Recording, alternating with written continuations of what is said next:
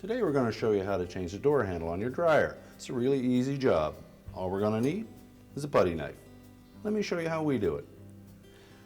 The handle on this dryer is held in place with 3 plastic locking tabs along the front edge of it that engage the metal front panel. So we simply need to disengage those to remove it. So using a putty knife, we'll slide it in between the gap of the front panel and the door handle. Now, if it's a fairly tight gap, you may want to put a piece of masking tape on there just so you don't damage the finish.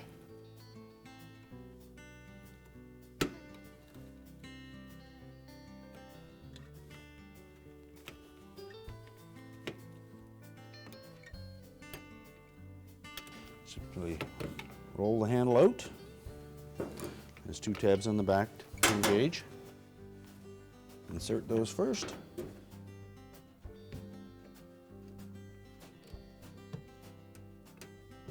And snap the locking tabs into place. And your repair is complete.